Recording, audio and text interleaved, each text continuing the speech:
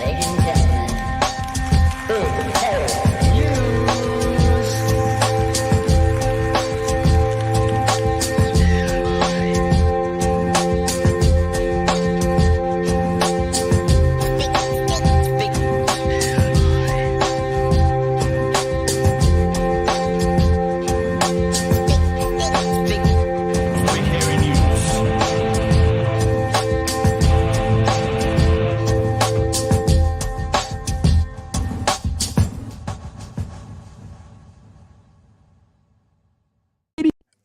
Hey, kia ora koutou whānau. Welcome back to another edition of Big Hairy News. Happy 500th anniversary episode or something, Chewy. Well done, sir. 500,000 a year. Is that what it? Half a thousand. Half a thousand here. Half a thousand a year. That'll do. I'm loving our new intro music. It brings a synergy. Start A synergy. Finish of the show. A synergy. That's I really was good. Yeah, gonna 500 episodes. That's a fair whack.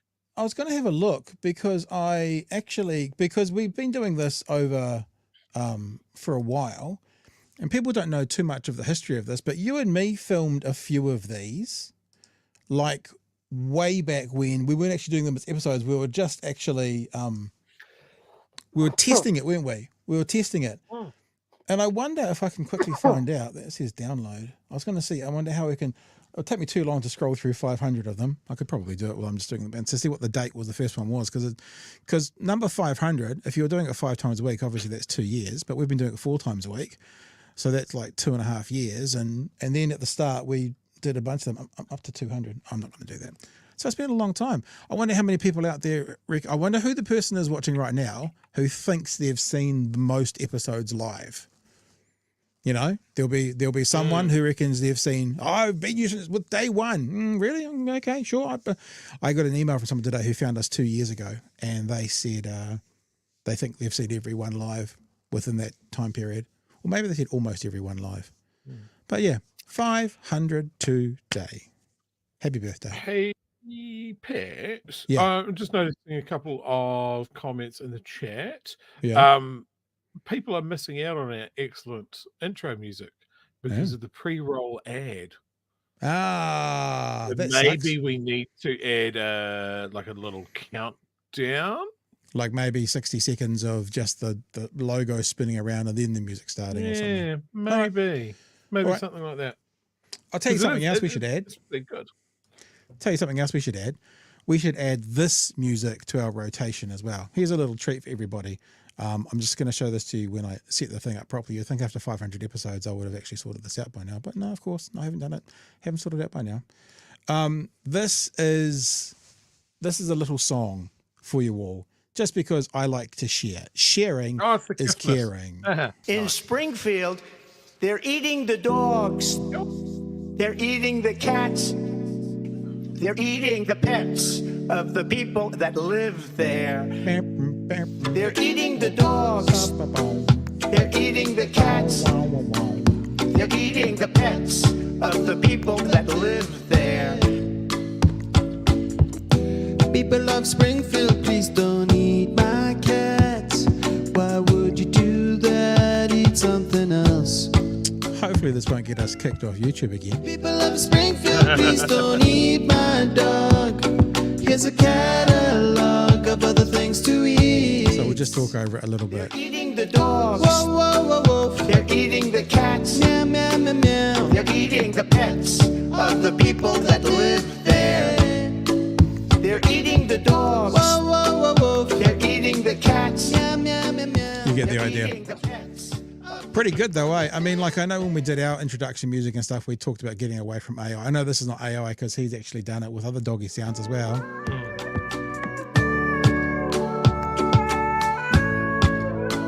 They're eating the cats.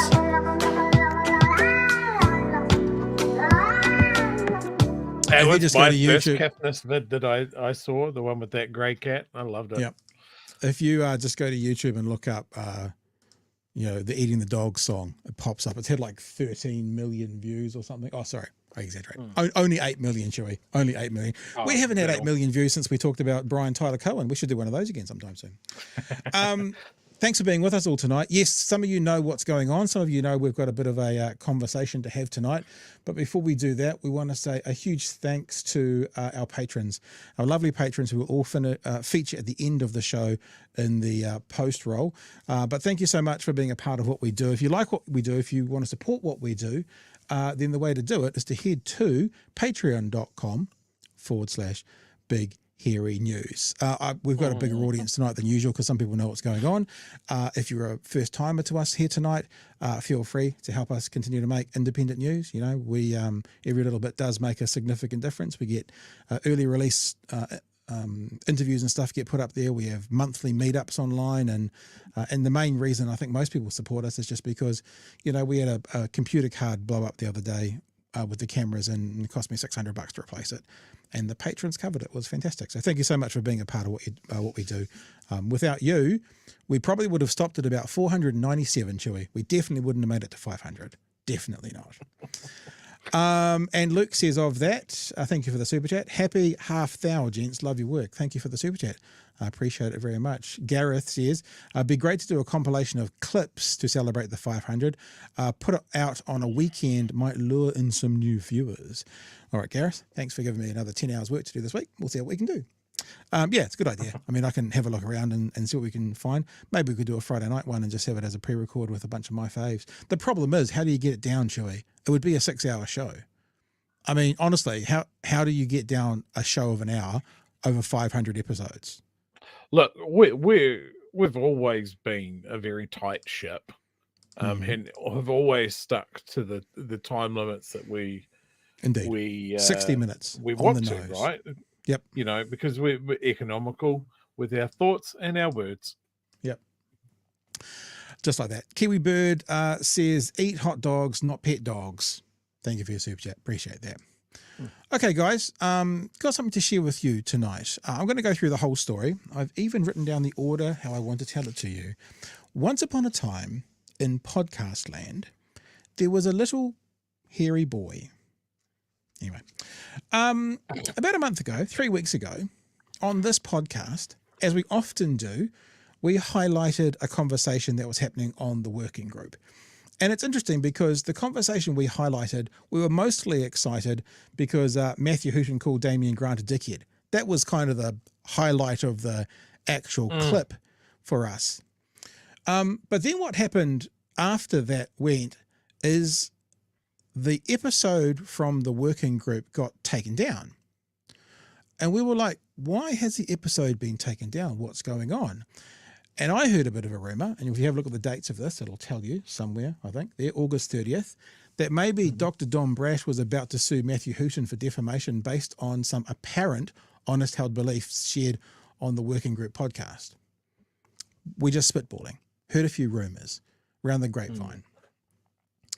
And so about a week after that, we, Big Hairy News, received our first communication from an external lawyer wanting to, there was no threat, Chewy. There was no demand to do anything. If we were being generous, we might say they were just offering us some free advice. I will show you that email.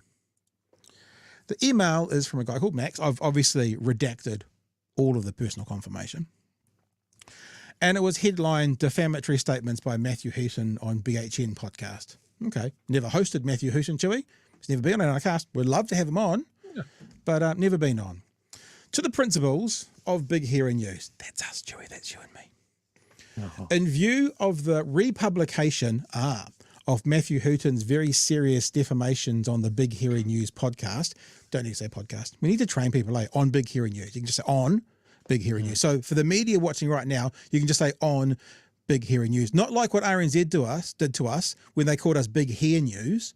We're not a band from the 80s playing glam rock when they referred to us as Big Hair News. You can just say on Big Hairy News. It just works just like that, simply. You should be aware, we should be aware, aware of the attached letter and markup of relevant statements in the edited version you have republished. Some of your contents we suggest, from some of your comments, we suggest that you seek qualified legal advice on defamation law. In particular, you view that sincere belief is a defence to liability for false claims. It is not. We'll get to that in a second. You should be aware that the publisher of defamatory material by way of republication is as liable as the previous publisher, but may not have the benefit of a defence open to the original publisher. However, you should seek your own legal advice. So how would you, is that just a friendly piece of advice, do you think, Chewy? Just, yeah, friendly, mates. A guy standing there going, hey, look, I'm not saying anything's going to happen. It's just, I'm a lawyer that just is in the area. I'm not saying your shop's going to burn down, but just for safety. And so this was one of the attachments, and it's just obviously an AI generator because so many of the words and stuff are in the wrong place, and it's what they sent to us. This is our show, and the yellow highlighted bits are bits they saying are defamatory, etc., etc., etc. And we're not going to really highlight those because, they might still want to make something of it. I personally enjoyed seeing my outburst put in a legal document. It's fucking great. I think I say go off, King. It looks great. Yeah. And also attached to this email was this letter. Again, I've redacted everything. And it was re-defamation Dr. Don Brash Hobson's pledge. So this is actually the letter that they sent Matthew Hooton, which they then sent to us separately to it. We act for Dr. Don Brash in this matter. Peter McKnight and Ali Romanos, barristers of Wellington, have been retained as counsel. Sounds important. Our advice has been sought on your vilification of our client on the podcast working group on 29 August. A transcript of some relevant sections of the program is attached, so they did the same to them that they did to us. Now, this is the crux of the accusation. Remember, this is aimed at Matthew Hooton, and they're saying to us, be careful, get legal advice. So when you hear you, that's Matthew Hooton, you have stated amongst other matters that Dr. Brash is dishonest, is despicably racist, lacks integrity, is obsessed with his own opinions. I like that one. That you defamed him. He said he's got a big head. Is a deliberate, blatant liar, is a failed character, is corrupt, and is fundamentally a bad person of the worst kind, presumably to avoid engaging with the issues Dr. Brash has raised in a characteristically principled way. You launched on a sustained attempt to blacken his character. It goes on, client has patently subordinated his personal interests, which we have been best served by endorsing elite consensus views, yada, yada, yada, yada, yada. Quite obvious you have defamed our client in a very serious way. Because, let's be honest, Chewy, many of those sound pretty serious. Calling someone dishonest or calling someone racist or a liar or a failed character or corrupt especially, that they sound pretty serious. We get that. Them's fighting words. Yeah, them's fighting words. Number 7 says, you should take immediate steps to mitigate the harm that has been caused. Even with them, the claims will have done long-lasting damage to the reputation of Dr. Brash. We can come back to that, but okay. That will be very difficult to put right. So they're basically saying, you have hurt him so bad, you've hurt his character so bad, he's never going to recover from this. That's what that's basically saying. He needs to there needs to be a full withdrawal on the podcast of the comments made in form to be agreed, an apology on the podcast for the making of them, again in a form to be agreed, an assurance given that they will not be repeated, and payment of the legal costs incurred to the date on which such action is completed. It does go on. As podcast was broadcast by MediaWorks, copy has gone to them as well. Dr. Brash, lifelong contribution to New Zealand. You have chosen to attack his reputation viciously, falsely claiming knowledge and authority that to viewers/listeners of the program would leave that reputation in tatters. They're pushing that pretty hard, eh? They're pushing that pretty hard. Yeah. To shreds, you say. Now, we'd planned to talk about this today, and I have just heard, thanks to some of you lovely people, that the apology that they've asked for was actually put out to the public about 17, 18, 19 minutes ago. I haven't heard this yet, but I'm being told that this is Bomber doing what they've asked them to do in that legal letter. So, for fairness, we rebroadcast the potential offensive information, then we're also going to rebroadcast the apology. I think that's fair. Don't you think that's fair, Chewy? That sounds incredibly fair, Pat. All right, let's do this. And that is a statement I'm reading out by Matthew Hooton. I've been asked to read an apology to Dr. Don Brash from Matthew Hooton. 4 weeks ago... Now, sorry, I'm not going to interrupt him. He's going to play the whole thing. But the laughing in the background, I think his guests thought this was a bit of a piss take because they started laughing. That's the guests in the background laughing. We're not going to miss any of the apology. I've gone back 5 seconds. To read an apology to Dr. Don Brash from Matthew Hooton. 4 weeks ago, on the working group, Matthew made certain comments about Dr. Brash. These comments were made in discussions with Damien and others about the role of the Treaty of Waitangi in New Zealand and foreshore and seabed issue, and the advocacy group Hobson's Pledge. In his comments, Matthew accused Dr. Brash of dishonesty and of advocating his views solely to drive racial division in New Zealand. Matthew accepts that, in fact, Dr. Brash holds these views sincerely and not for the reasons Matthew gave. Matthew does not agree with Dr. Brash's position on the treaty and related matters. His remarks came as part of a vigorous debate on a subject that he is particularly passionate about, as are many New Zealanders, including Dr. Brash. But Matthew accepts that he was not justified in making and sincerely apologises for those particular statements which he unreservedly retracts. Now he's Tom with the weather. That was so the working... I've got more to show you, and we are actually not going to make any of the statements tonight. We're just going to talk about the issue. There's some more stuff to talk about as well, but it sounds like the apology was apologising because Matthew Hooton said on that podcast that he thought Don Brash was being disingenuous. He thought that Don Brash and David Seymour are too smart to actually hold these views. And the apology which they just said was Matthew Hooton going, I apologise, I now accept you do actually hold these views. So in other words, the complaint was you're calling me a liar, that this is not my honest held belief. And the apology letter was, okay, I accept that these are your honest held beliefs. Is that how you get it, Chu? You want to add anything in there as well? We've got a bit more to go. Yeah, I'm sorry I called you a liar. You are actually a racist. Is how I would bullet point that. We'll go back at the end and have a look as to what he did apologise for and what he didn't, which is interesting because there's another part of this which is dripping with irony for a lot of people. And that's the advocacy that Don Brash has for free speech, for unencumbered free speech. I don't know if this is what they call a slap suit. A slap suit it's an American term that means they basically slap you with a lawsuit so as to put you in financial peril to make you back down whether you need to or not. I don't know whether it is or it isn't. But the thing there's another part of this conversation, which is these free speech advocates often being very litigious when it doesn't go their way.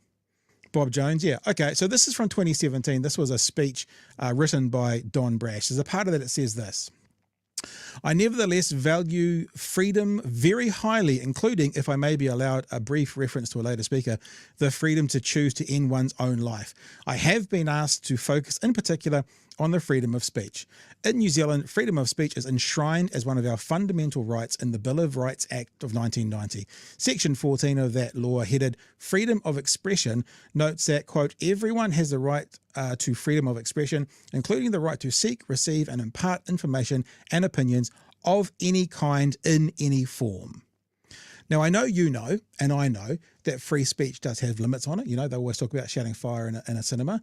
So perhaps what this conversation has got to is, was what Matthew Hooton said free speech, or was it something else? We're not going to say it's defamatory because they're sorting that out. Was it free speech, or was it not? I want to play you some other stuff from Dr. Don Brash. Here's another little video from a few years ago when he was selling the virtues of how important free speech is. It seems to me that the protesters have absolutely proven the case for the affirmative.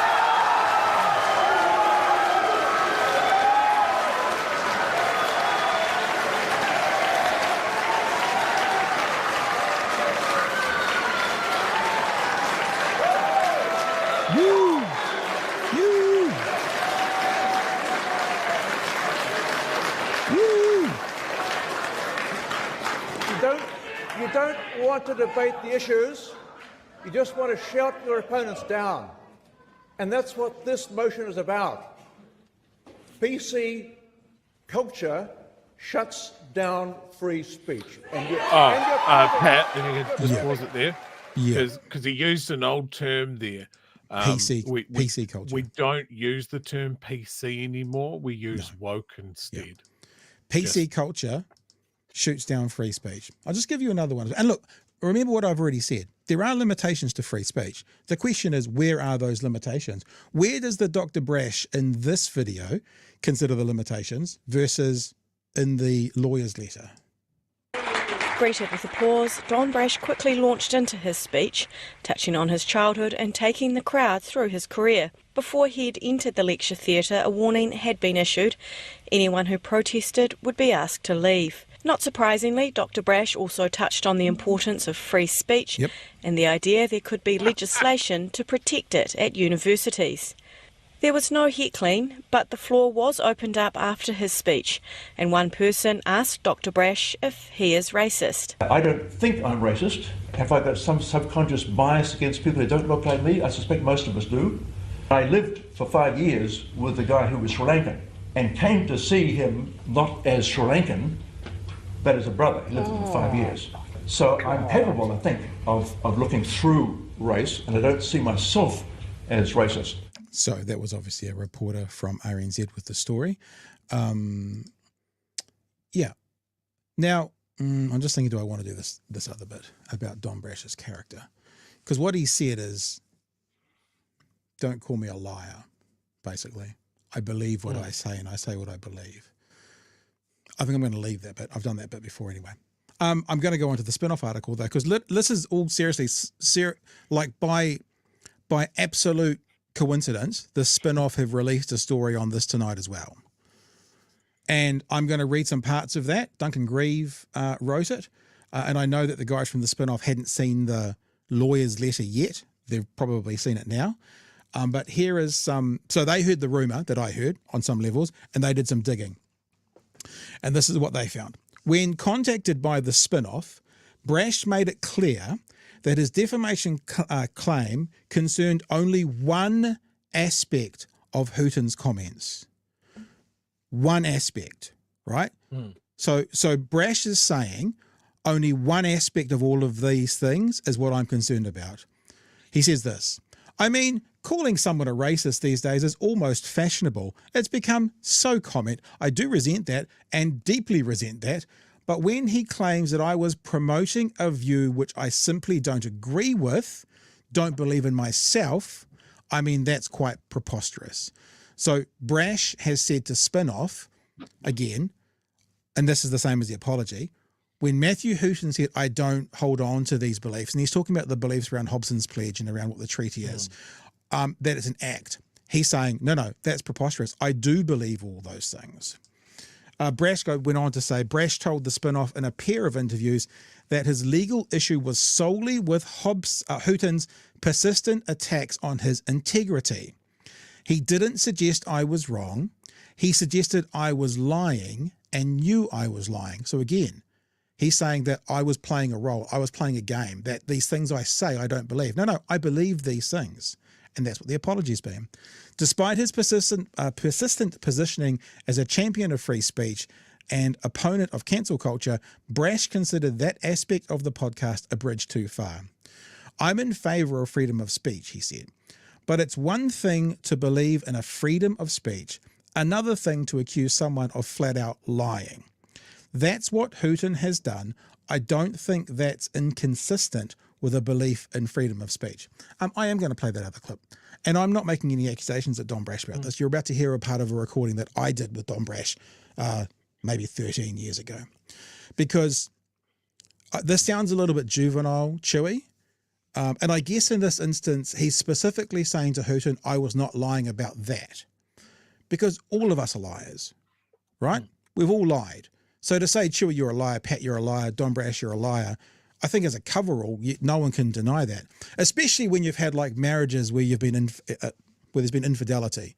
Of course there's going to be lying in that as well. So when he's talking about reputation and when he's talking about like what his reputation is and that, you know, I had a chance to ask Don Brash about this because I had a really genuine wondering that if you're going to be the leader of our country, how do we trust you if the person who's closest to you can't trust you? This is an interview I did maybe 12, 13 years ago. I can't remember. How can we trust a person in a political situation when perhaps in their closest, tightest relationship, and this is not a judgment on you, this is just reality, the person who is closest to them has come to a point where they can't trust them? Mm-hmm. Oh, I accept that that's a real question which voters have to resolve. And I don't feel comfortable with that fact. It's well known that for the last 2.5 years I've been trying to get back with my second wife. I don't want to go into detail about the progress of that, in fairness to her, but leaving my second wife was the silliest decision I've made in my entire life. And that says something. I've made a few silly decisions. Your first wife, Yep. Your second wife was your secretary? Correct. And you cheated on your first wife with your secretary? I'm not prepared to go into that. Okay. Well, how about let's stay away from the personal side. How about the appearance of not being able to trust someone in their personal life? How do you then trust them in a public life? That's a totally fair question. It's a totally fair question. I have to say that if everyone was judged in their public life by what they did in their private life, there wouldn't be many successful politicians, I suspect. Maybe there'd be more real politicians. Well, though. maybe that's right. Maybe that's right. But I'm very much committed to trying to win back people's confidence in my truthfulness and in my integrity, and I take that very seriously. Right. So you would say to the answer of integrity when you claim, like I saw some video of you the other day with the. Just remember the reason I'm playing this is the whole lawsuit defamation is about his reputation and his integrity, right? And the reason I'm playing this is I asked him about his integrity. And when I asked him about it, he didn't seem to want to stand on a rooftop and shout out about his integrity.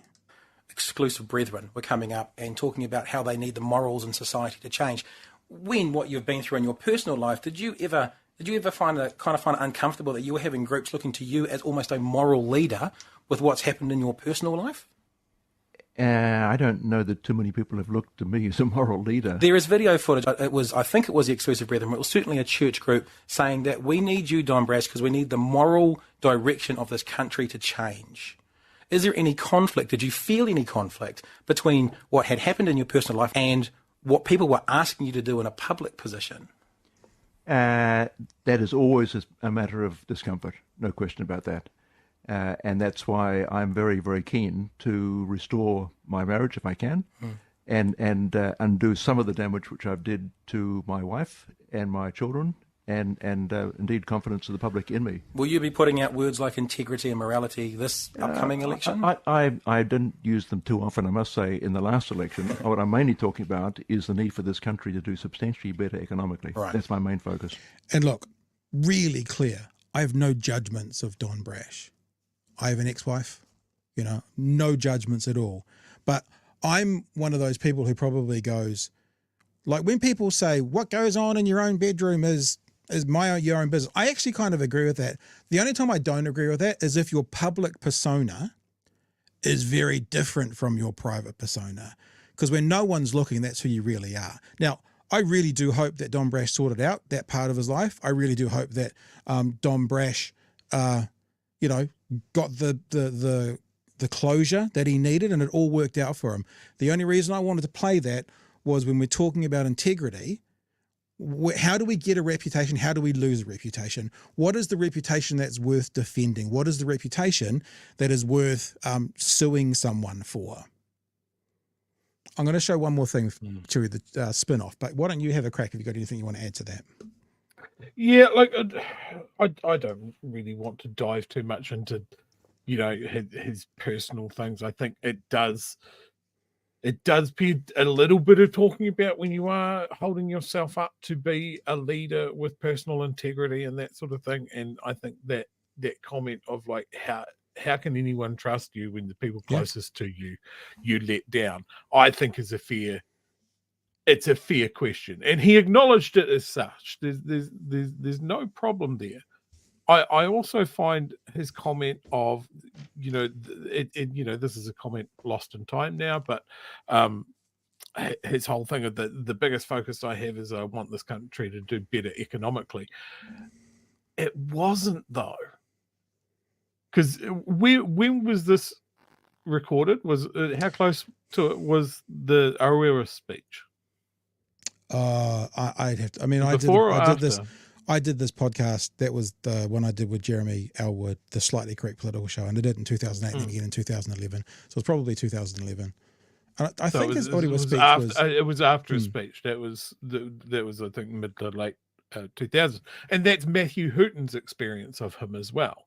That he was part of his campaign crew around that speech.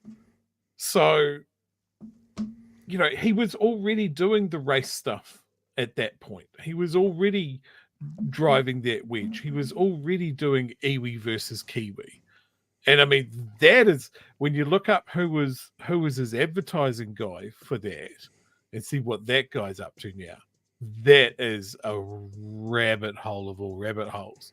So, I think if we want to talk about the integrity, and I said this when Matthew Hooton made the comments, is that if the reason you've got to the opinion of this person is because you've worked with them and you've looked at his words and actions and gone, that's racist. You can't you can't say that about me.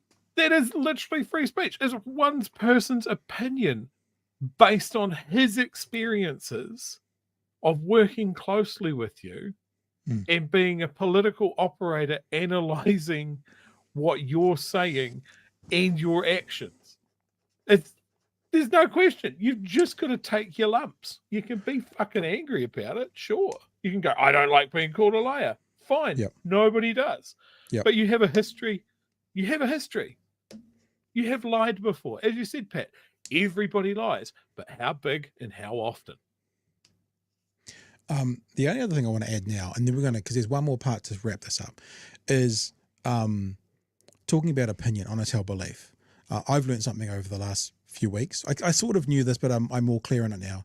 Just having an opinion doesn't necessarily stop you from committing a defamation, because the honest held belief has to have a reason that you've got that honest held belief. In fact, just purely coincidentally, I asked on Twitter today, all these people who are talking about Polkinghorne and claiming he's guilty and stuff. I wonder if any of those people, are going to get a knock on the door from other lawyers saying, well, you've called him guilty and he's not guilty.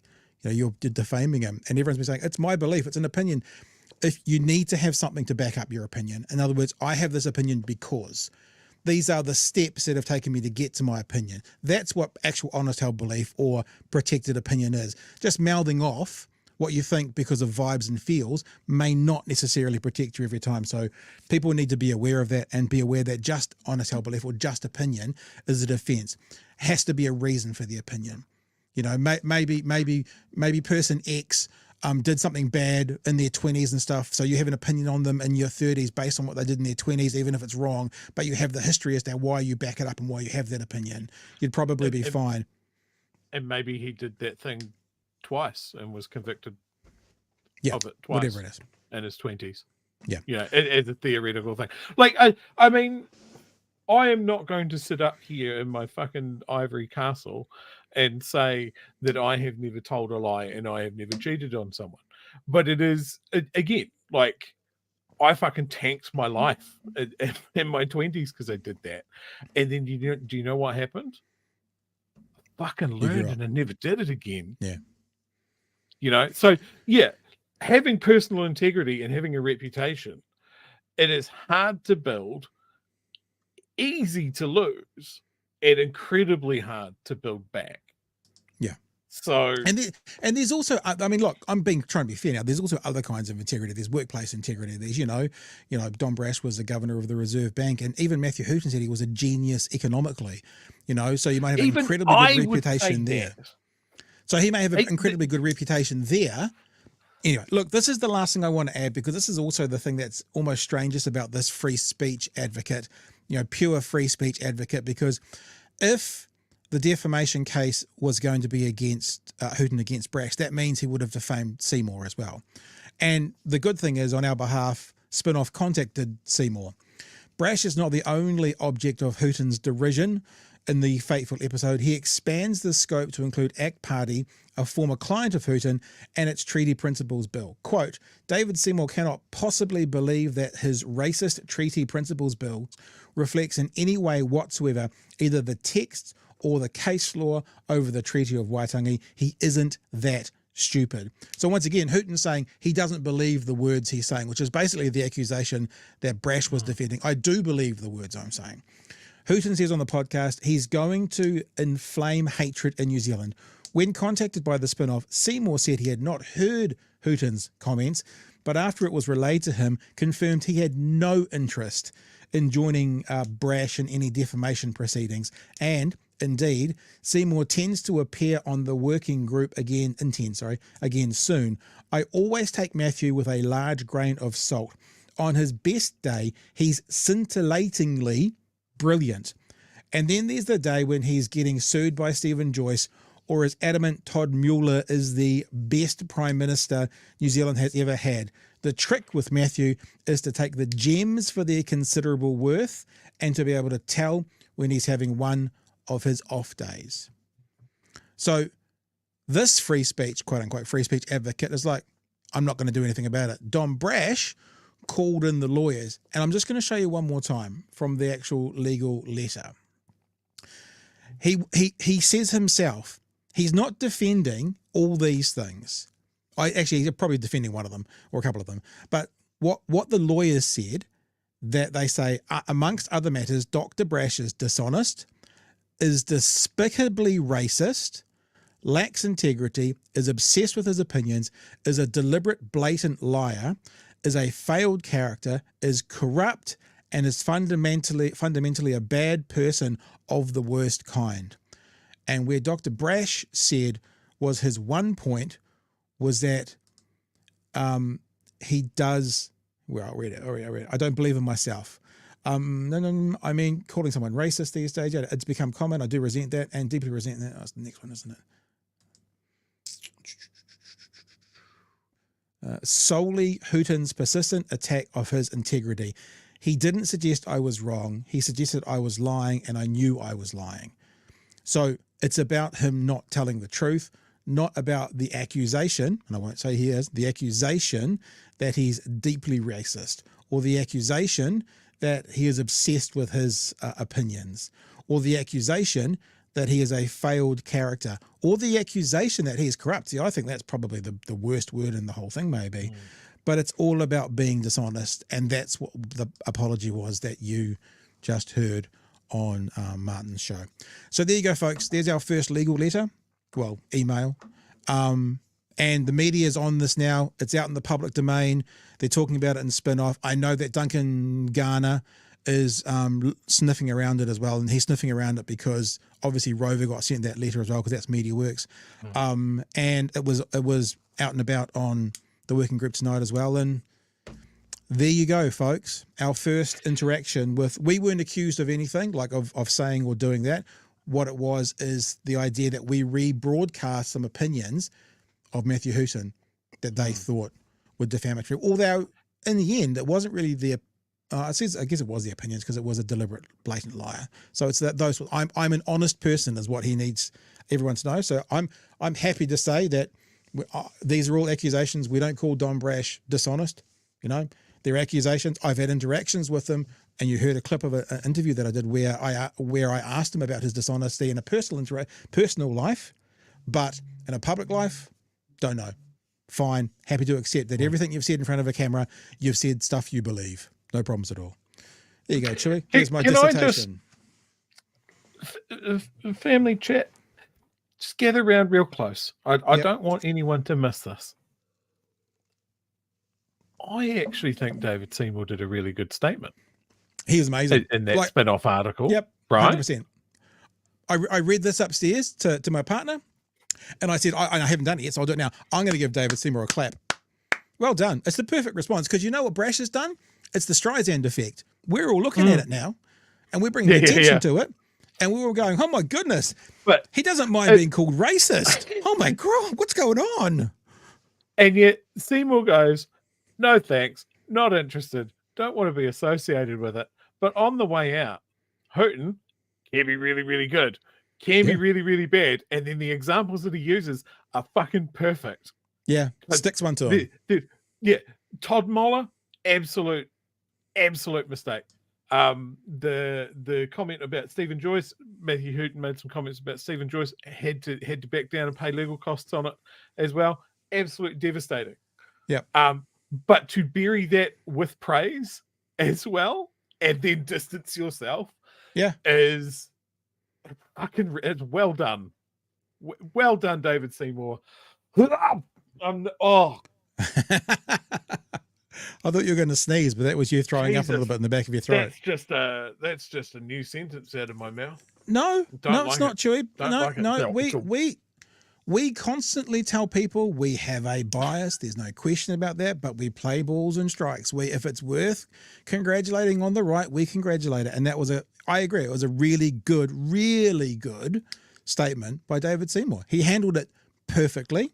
And I wonder as well if he's got a bit, because he's still in the game, whereas Brash isn't, if he's got a bit of a long game, he probably knows that he'll come across Houghton again soon. He doesn't really want to make an enemy of him. And I agree. We congratulate David Seymour on that statement. Fine saying that. I'd love to get you, I've just laid it all out for you, Chew. I'd love to get your thoughts on that. And if you've got nothing else to say, we've got about 400 super chats we need to get to. Yeah. No, look, I think it's phenomenal that Don Brash has basically put himself in the position of having someone point out again of like, oh, no, you're sorry, I've got it wrong. You aren't a liar. You are a truly racist person. And you believe that with all of your soul. That's the only logical, I mean, like, it could just be that he's choosing not to follow up on that defamation, whatever.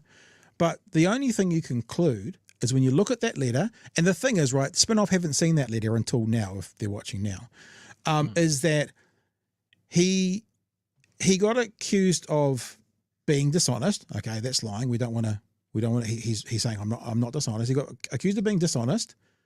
He got accused of having lacking of integrity, of being a liar. But these other things in there. Okay, so he's not a liar. Let's just say that Don Brash says he's not a liar. Fine. He hasn't challenged the despicably racist. He hasn't challenged the failed character. He hasn't challenged the corrupt, which, as I said, I think would be one of the most dangerous things to be accused of if you're in that kind of position of working around lobby groups and stuff. And he hasn't actually challenged being fundamentally a bad person of the worst kind. Because he said the only thing he has a problem with is Houghton saying that he's a liar and he's dishonest. I don't get it. And if that's all you were ever going to say, why the hell did you get lawyers involved who have Streisand affected this by bringing it all to the public? No idea. Ah, Skeletor, why could you not have left it alone? All right, let's do some of this. Now, there's a few in here, but we'll rip through them. Thank you so much. I'll just say this general, a blanket thanks to everyone for the super chats. Everyone's generous. Some are even more than just a bit generous. Ngā mihi nui, kia big hairy news from Cunning Stunts. Thank you for that. Appreciate that. Bud Cool Ford, a big kia ora from Gorgeous Gore. Hell yeah, we done, guys, 110%. Adam T, can you please upload the old theme, need wake up alarms? Yeah, I'll do that actually. It may not happen tonight, but I'll put it up on the Facebook page or something for sure. No problems at all. Yep. Ian, thank you, very generous there. Happy half a K. Many thanks. And thanks to you as well. Mr. Arvids, nothing you ever said is defamatory. Please don't let them get away with it. Seems Houghton was bullied into apologising. Also, happy 500th episode. I actually don't know if he was bullied into it because the apology, here's the thing we don't know. I don't know.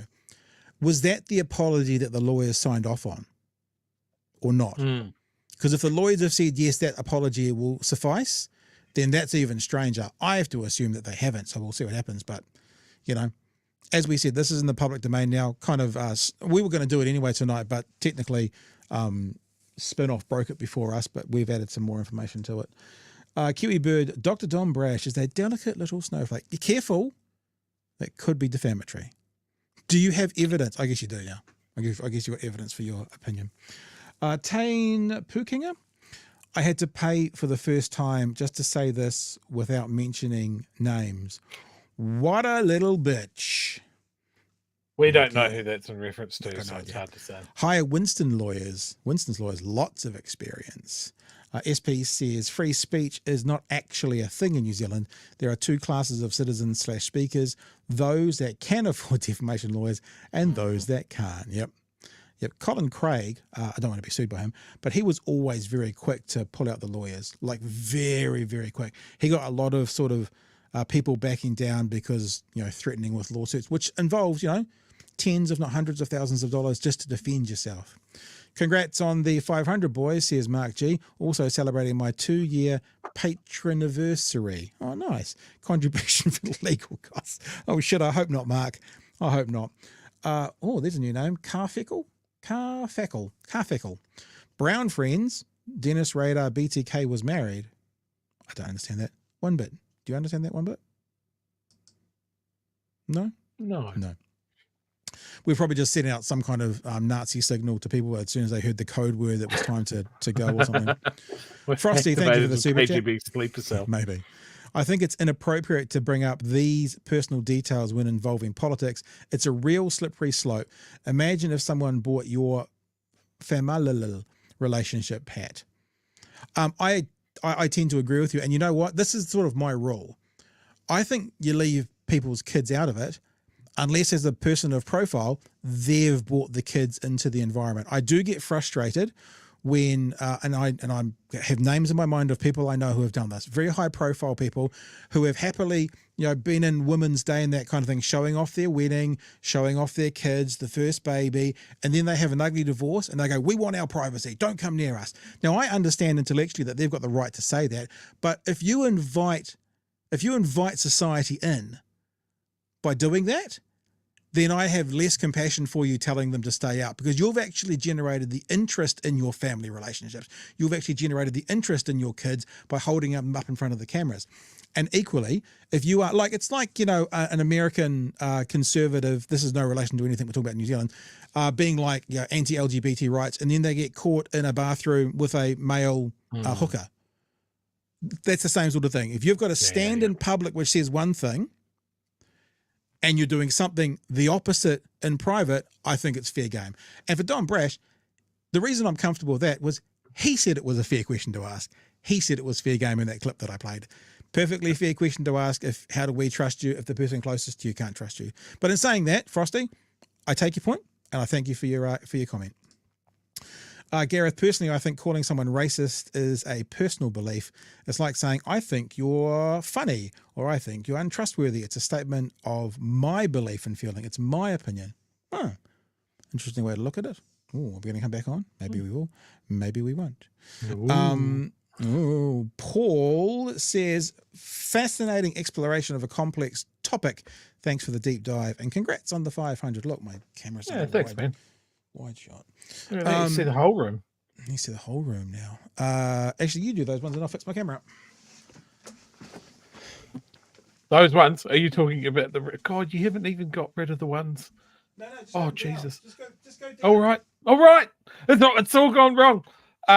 Citizen Golds, those lawyers got that wrong. We all know that Seymour is the worst human. I mean, maybe if Don Brash would acknowledge that, he could throw him out as a bit of bait. And finally, marvelous topics and analysis tonight, guys. Thank you for your very kind comment there. That's your fancy piece of equipment that the Patreons bought is not playing nice with you, Pat. Yeah, maybe I'll just leave it on the wide shot. See what's going on. Yeah, there we go. All right. Is there anything else in the chat that you want to particularly get to, or should we? Move on to no, I think we smashed through everything that we had started there. All right. Well, there's quite a big story today. Quite a big story today with Andrew Costa leaving the police force. I think this is well worth having a look at because there's been a bit of controversy around Andrew Costa from those on the right, calling him things like a wokester and various other bits and pieces. And he's off to a new job. He's handed his, is it a pink slip? No, that's when you get fired, isn't it? He's handed his resignation letter in. The country's top cop, Andrew Costa, is preparing for a new challenge. After a controversial tenure during which he's been labelled woke and smarmy, he's off to lead the new Social Investment Agency. Political editor Mikey Sherman has more. After nearly 28 years with police and almost 5 as Commissioner, Andrew Costa is hanging up his hat. My role has been very much defined by COVID. I started 3 days into the first COVID lockdown. Etched in his legacy, the controversial Parliament protest. If you're in a tent, get out of there! The proudest day of my career was the day that we cleared the grounds of Parliament. That's interesting, eh? The proudest day. I'm not saying it shouldn't be, but I like my proudest day of broadcasting, I've got 2 of them. One was when I was on air when 9/11 happened, and I stayed on and worked with the breakfast show. And the other one was around the earthquakes. I was on air when the first earthquake happened as well. And it's sometimes, and I remember talking to Simon Barnett, one of his favourite days of broadcasting was the day Princess Diana died. It's amazing how in those tough times you come out of them with sort of your reactions, your proudest reactions, so to speak. And I wonder if it's a bit the same for him. I find it interesting when they say, controversial police commissioner or whatever, and then only mention negative statements. Mm. Why not mention if it's controversial, why not show the both sides of what people say about this dude? I mean, when it comes to the parliamentary occupation, I think, huge, very challenging operation to clear Parliament grounds. But when I think of that occupation, I think of that short period of time where police had cleared the initial occupation really early on and then let people back in. Yeah. So, again, there were mistakes made. Something like this had never happened. I guess the only comparable operation that police had to something like that with mass public disorder is something like the Springbok tours of many, many decades ago. So, it's a very different beast. But that's still he's right to acknowledge the fact that his career is defined by COVID. Jesus. I'm just being made aware that I'm just going back on my dates now. I was trying to figure out when we started, the day we started. We started the show the week that occupation finished. I'm remembering now because I'm remembering I could have live streamed with the Friday and I didn't do it. And I always thought that would have been a good thing to do. And that was on the 2nd of March. So I'm now in the 2nd of March. That means 2nd of March was there. Oh, really? I thought that all wrapped up on a Friday. So we must have started on the 28th of February 2022. That would have been the first show, 28th of Feb 2022. First actual show that we were doing. Me and Chewy did some little testers on the way. So that's when we started. End of February 2022 was when this started. And that's been 500 episodes till here. Anyway, it's not about us all the time, Chewy. We'll keep going. Our people did an outstanding job, and it was a great day to be a New Zealand police officer. Police moved in before dawn, but protesters put up a major fight. There was fire, chaos, pepper spray, punches and pavers thrown. They didn't handle it at all, and Costa must take the shoulder of blame for that, for the protest. Do you know what I thought when I watched this? This is what I thought. I'm just going to check something here. Yeah. Notice what's in his ear. They're the cheap ones. Take that. They're the cheap ones. Not even the latest model. No, because these are pros here. Pros are much, much shorter on the ear. Yeah. So you've got better earbuds than Brian Tamaki. I'm not even saying that. I'm not even saying that. I'm just saying a man who flaunts his wealth so much is on camera with the cheap Apple buds on. I just thought it was interesting. He wants to wear his gold and roll around on his bikes and stuff. Why the hell he's got that in his ear whilst being on camera, Lord only knows, but they're the cheap ones. It's got the cheap I ones noticed his foundation. Yeah, it's very good. Looking back, the Commissioner says while he may have done some things differently, he stands by his decisions.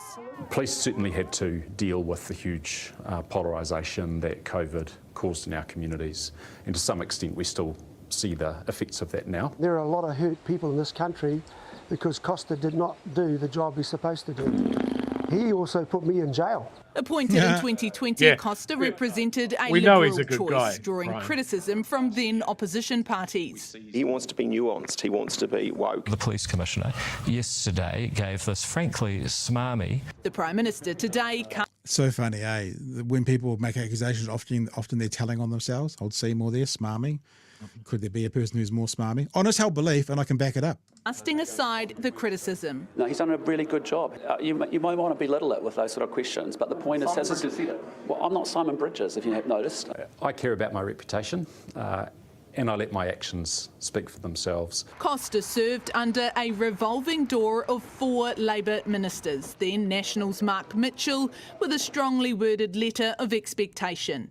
I had a good talk with the Commissioner, and from that point forward, he has been working very hard to deliver for us as government. That includes a sustained crackdown on gangs, leading to widespread Thanks, Labor. arrests of Comanchero members and a drop in ram raid numbers. I'm very proud of him. I think he's done an exceptionally good job. Now a new job. This role is about trying to get the settings right at the top of the cliff. So great opportunity to keep making a difference for New Zealand. Andrew Costa, over and out. Mikey Sherman, One News. Yeah. Anything really about that, Chewie? I mean, it's a news story. He's heading off to do something else. Fair enough. Been in there for 3 decades. I think he's off to head an organisation of social good, which I think is notable. I do like the fact that Luxon found an excuse to get pissy about it, about a question from the media, which just seems to be a running theme. It does seem to, doesn't it? Seeing fresh-faced Simon Bridges talking about wokesters. Yeah. I wonder what's Simon up to now. Has he gone back to his yak farm, or what's he is doing? working for like Business Auckland. You know, they have that kind of the group that represents businesses in Auckland. And of course, as Dave said, don't forget Mark Mitchell. The happiest I ever saw Simon Bridges was when I think he was doing a TikTok or something on his yak farm. And I just wanted to go like this is when he was really hammering for leadership and to be prime minister and stuff like that. And I was just like, if you did more yak based videos, you'd have this in the fucking bag. Yeah, man. And he never worked that out. Yeah. Mike says Chamber of Commerce. There you go. I read that as Chamber of Romance for some reason. Yeah. And I was like, what? That's what he's doing. He's working for the Chamber of Romance. Chamber of Romance. It's the prequel to the first Harry Potter film. It's the Chamber of Romance. Some real. Simon Bridges in the Chamber of Romance. It's R-rated. Don't want to go there. Oh. Okay. We're going to keep going. We're going to rock straight into the next program as well. There's 2 parts. We're going to play the story off Stuff because they covered it a lot better. But this was from Stuff, part of the stand-up where Tova was trying to hold Nicola Willis's feet to the fire over the ferries. It is still ongoing, and the rumor mill is going crazy at the moment that there is cracks in the coalition around this, and that they can't get Winston to agree to what they want to do because Winston wants a rail-enabled ferry. Of course, the conspiracy theorists, I would probably jump on this conspiracy, are also saying that perhaps it's because they're all vaxxed. No, I'm just kidding about that. It's because that maybe the other 2 parties want to privatise, and obviously Winston's pretty anti that. So they're not figuring it out, and they're not doing very good at avoiding the question. So let's have a 60-second crack at Tova having a go at the Minister of Finance over the ferries. Yes, across the 3 parties and the... Let's go back to the start, shall we? That'd be a nice idea. Clarify on the ferries. Sorry, have ministers got all of the advice that that you need, or are you still waiting on further advice? Have you got everything you need? We're continuing to take advice. Right. Is New Zealand First told it? Is New... You know they're lying when a National Party member says we're continuing to take advice. They don't take advice off anyone ever. And they're now apparently pretty keen to take advice rather than answer the question. New Zealand First holding this up? We're continuing to take advice as ministers. Ministers are all engaged in the process across the 3 parties and the coalition. And are they all aligned? Testing proposals, asking questions, making sure that the decisions we make are based on good information and good advice. Ministers are all engaged, but decisions have to be made based on good advice. So, it becomes less believable when every other stand-up they've been, yes, we get advice, but we don't have to take it. Is all aligned? Are the coalition parties aligned? As I say, we haven't had a final cabinet discussion, so it would be premature to make any assessment of that. Is there some kind of conflict within cabinet about agreeing on those options, or what's taking so long? We're giving those recommendations proper advice, proper consideration. We're taking a range of advice from our own officials. Okay, and what's the hold-up? We're making sure we get this right. The last government didn't. Can we get a sense as to the time? How much do you think those words will come back to bite her in the arse? We're making sure we're going to get this right. The last government didn't, when they're going to spend more than $3 billion and get a lesser product. How is that going to look when they've just said, we're making sure we get this right? You know, it'll come back. We'll get to the end of this. When we might get a decision? Yes, you'll hear a decision this year. There you go. So there's another part of the street, which actually then the story on stuff, which was on TV3 tonight, which I want to play. But first reactions from you, sir? I cannot wait for this Ferry thing to absolutely blow. Like, I will personally not let Nicola Willis away with this ever. Because they are going to have to announce at some point how much money we had to pay to break this contract. Yeah. And then they're going to have to tell us how much money it cost to get new replacement ferries. Yeah. And then we're going to be able to compare those ferries with the IREX project with what we got. Yeah. Like, they have doomed themselves with this. I'm kind of a little bit torn over this because, you know, much like I guess you're saying, I vibe with them face planting, but the reality is we, the voters, the public of New Zealand, are going to lose, and I don't vibe with that. You know, so I kind of go, oh, can't wait till they embarrass themselves. But then I think about it and I go, if only they could have the maturity to take a step back and go, guys, we fluffed this up something serious. We need to go back to Hyundai and see what we can work out, because actually that was the best. It's never going to happen. Even if they did do that, Hyundai would say, why would we give you a product today based on, 4-year-old prices?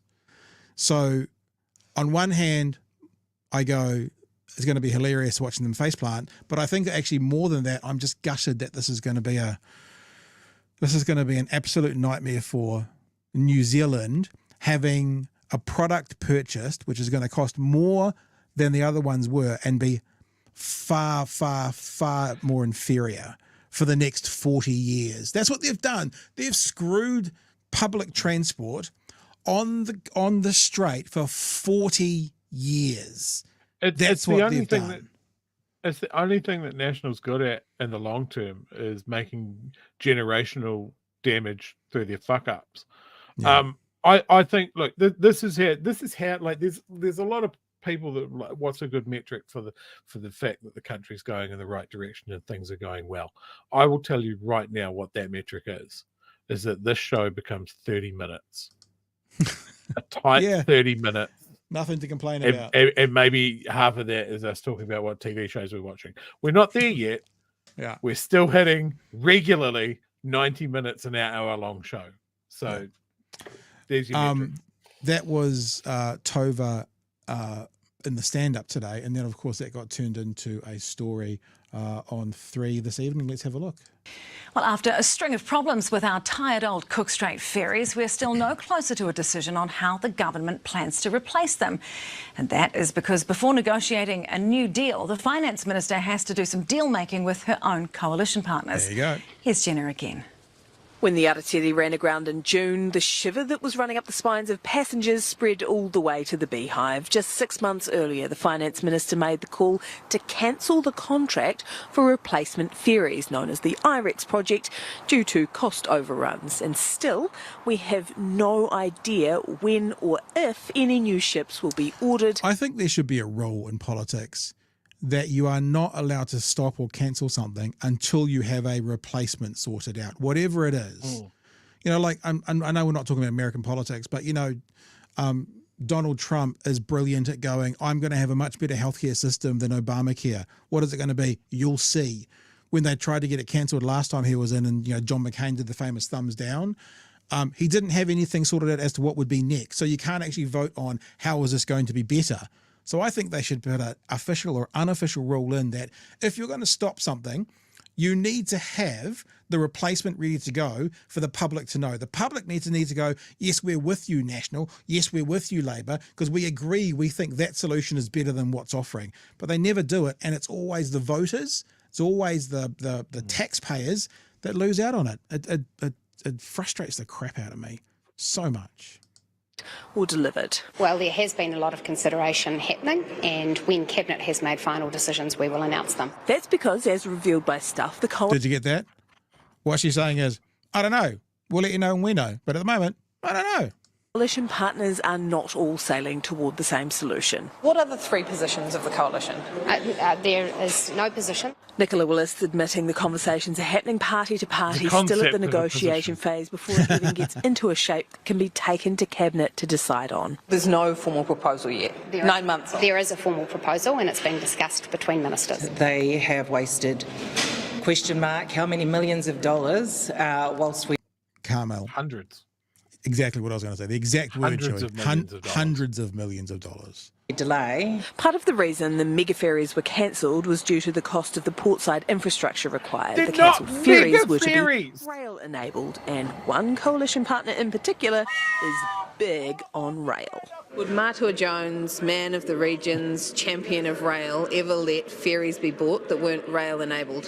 As I said, we'll address that issue when the rangatira Winston Peters is back in the country. Whereas another is big on privatising state-owned assets and enterprises. ACT's position has long been that we should have a mixed ownership model for SOEs like Kiwi Rail. The independent advisory group set up. Nicola Willis is on the ninth floor pulling her hair out because one partner is going, they got to be rail enabled. The other partner is going, only if it's a PPP, and they're going, we're having our feet held to the fire every day. Can we please make a fucking decision on this?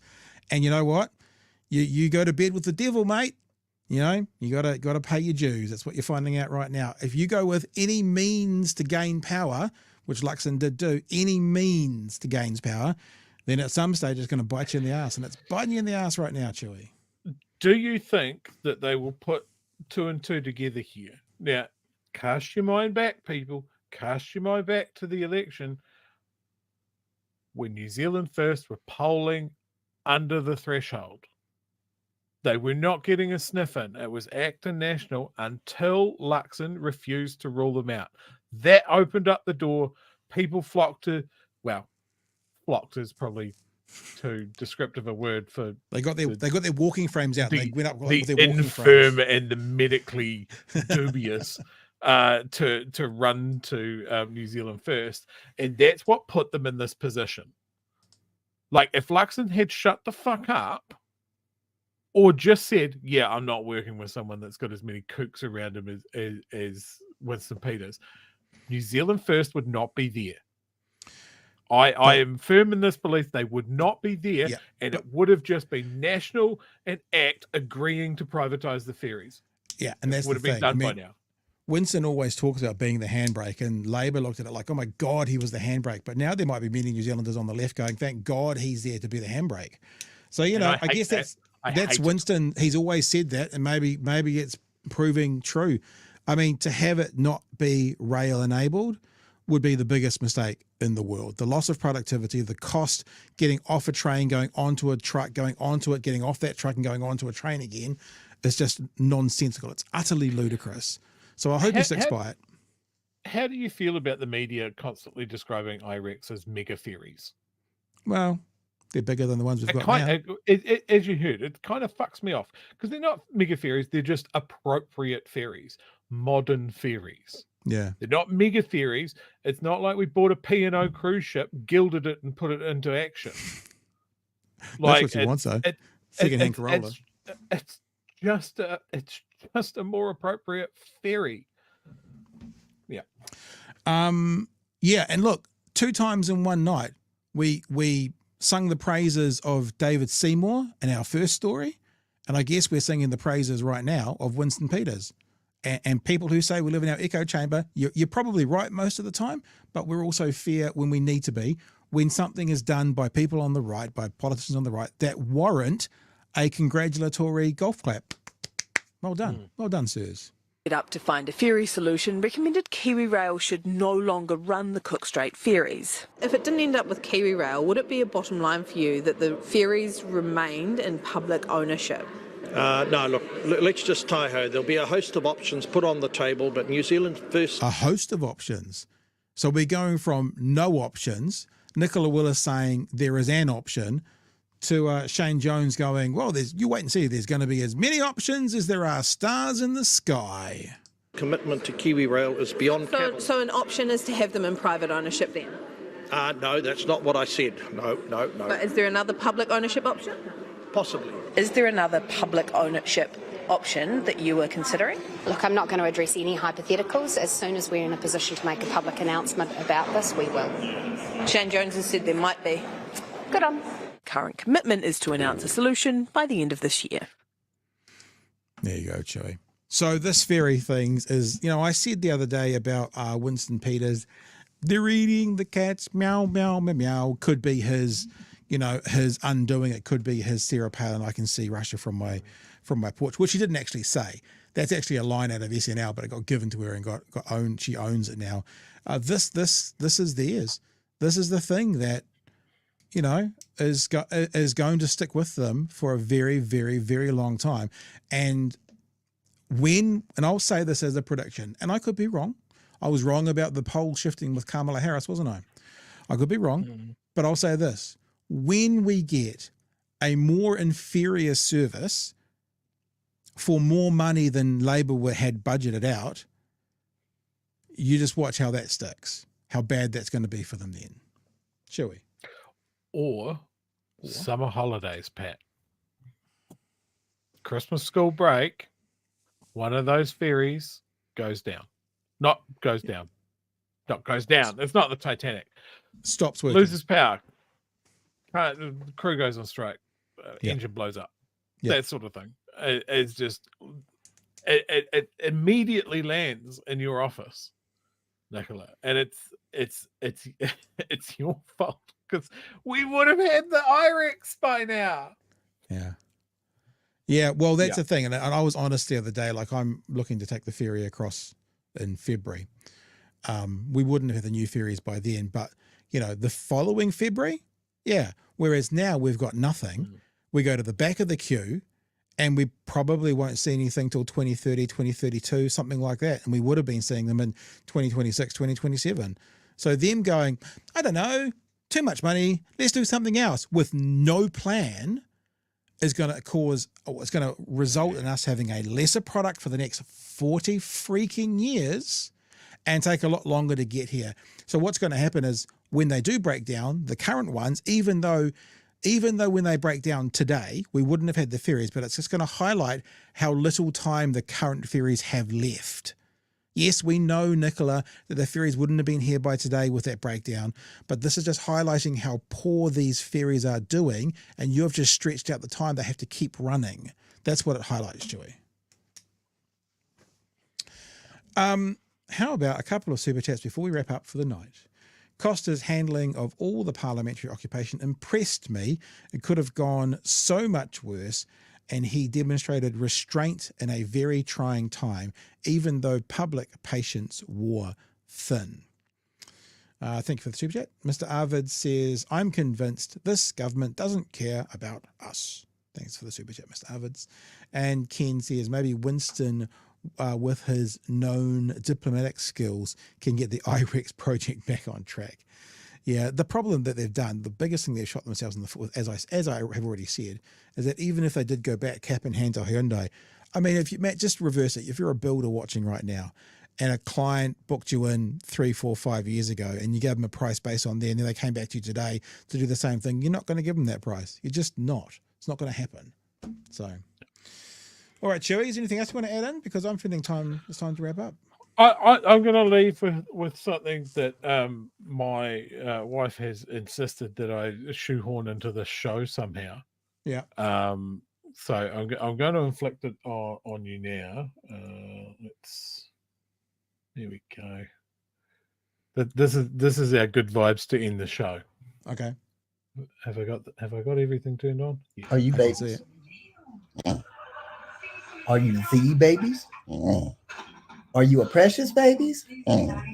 Are you a pretty baby? Are you my babies? Say, I love daddy. Are you babies? Very strange. Very strange indeed. Your baby. Big thank you so much for people out there who have been with us. But thank you if you're with us for the first time tonight. We had a larger number tonight, obviously, because of what we were talking about at the start. But it's been a real ride to hear so far. 500 episodes is not to be sniffed at. You know, I think there's a stat that says your average podcast, like people who do it in weekly, is like less than 20 episodes. Like something ridiculous, like 80% of the podcasts on Apple are less than 20 episodes, sort of thing. And yeah, it's been fun. This has been a good ride. And it's thanks to you guys who watch and support us and spread us around and, you know, share what we do and be our advocates. Sorry, Cherry, what are you saying? I was just going to quote the great man Stalin that quantity is a quality all of its own. And apologies. Does that work for us? Is that on our paper? Something like that. People have said that I have to have the dog here. And I do have the dog here, but because she wasn't with me at the start, I haven't set the camera up, so I'll do this. Nala, come here. So you're not going to get the regular thing. Because come here. You're not going to get the sleepy croissant. Come on. Yeah, I had to get her up. Just because I haven't had the other camera set up. Come on, up, up. Is that your babies? Up. Are your babies? Up. Here we go. There you go, people. No. People can get their nut. Croissant head. You smell good. I took her and got her a wash the other day. Hadn't washed her for forever. So she smells good. Do you want to go back to your bed? You can if you want. You want to go back to your bed? Yeah, it's okay. Yep. Yeah, Outies. Outies. Ah, just in time. Outies indeed. Outies indeed. All right, guys. Yeah, just thanks so much for being a part of what we're doing. It really does feel like this little community is here to stay. You know, we found that out when we had a week off with COVID. It's really good and fun to be around you. We think that this is like without saying being arrogant, that this is needed. You know, the little things that we find out along the way, like the mainstream media watches us. Other groups doing podcasts watch us because they don't quite know how we do what we're doing. And the reason we're able to do what we're doing is because of you guys. It's because of the community that's built around us. And I love it when we're wrapping up the show and we see all those people saying, see you tomorrow. It's like, okay, see you tomorrow, guys, in the chat. Yeah. So it's choice. I think it is like the whole thing is BHN needed. Look, that's something that we have been told. Yeah. By various people that watch the show that have felt like your brain's breaking when you can see how obviously bad this government is, hilariously bad this government is. And then a Curio poll comes around and tells you that the country's actually fucking well on board on that.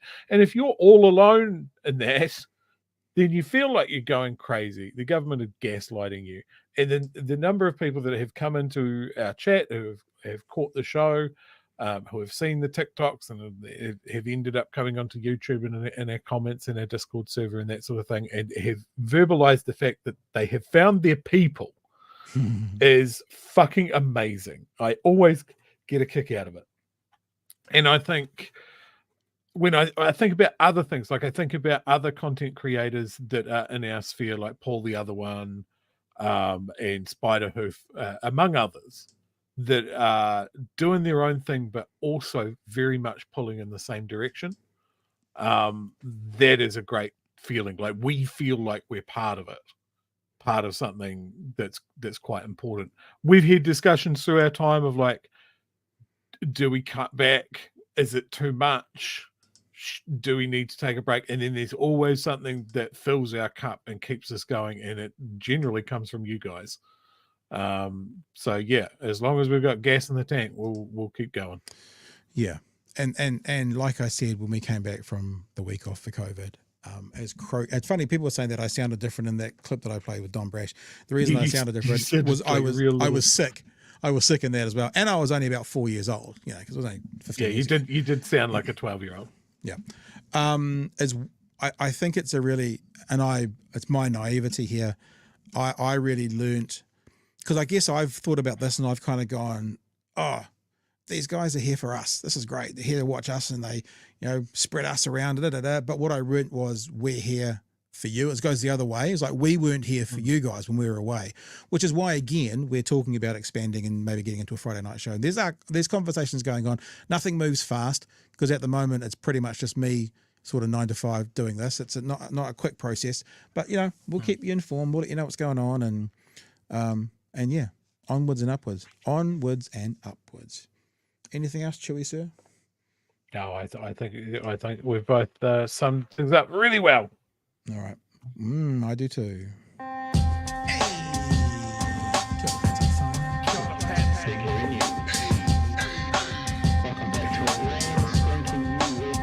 Help us settle a debate, whether it be thoughtful or funny, even if we're all creatures of hate. It's a fine line that we're walking together. For better, push aside the temptation to berate. Let's take a note of the corners we stand in. As many points as the hairs on my chinny chin chin. When the news that we're watching is hairy, knowing all the things that we need to be wary of. Like the rich have their hand out for rewards, while the many have to work at what they can't afford. And the rest of us ain't paying attention, or maybe have questions we're too worried to mention. Other media is still dwelling on trivial facts, vetting peas from the rice and the mice from the rats, and picking and choosing a warpath to run, linking ourselves with the hill to die on. It's gotta come down to a welcoming vibe, with an A and a self and a higher in mind. All heavily, either this way or that, and we'll be analyzed by what Chewy and Pat. With the evil in the world trying to mess with your head, and you're sitting on the couch, you're thinking chivalry's dead. Each night, 2 nights, they're gonna sing you to bed. It's big hairy news. There's a message in there, Chewy. It might have been from Brother Monk, who said, should do it behind the scenes. And I thought, that's just me pulling my hair out during the day. That's not really worth watching. Super sorry we forgot to do these. Thank you, Mr. Arvids, for your super chat. Thank you, LLCJ. 5 for 500. Appreciate that. Thank you, Peter. Keep an eye out for the Aurora decision tomorrow. From Bill B. Church. Citizen Gold, very generous. Congrats on the 500 with a $50 super chat. Kookie says, late fee, baby's been awake. Good. You didn't miss anything, Kookie. And Tawhiri, Mahi Tika, probably. Anna, here's to the future. Sorry, my brain just turned off there for a second. Like my camera has just done. Oh, there you go. It's back in. All right, team. We'll catch you tomorrow night. Great to be with you. We'll see you Wednesday night for another edition of Big Hairy News. That's it from me, Chewy. Hooroo. Cheers, fam.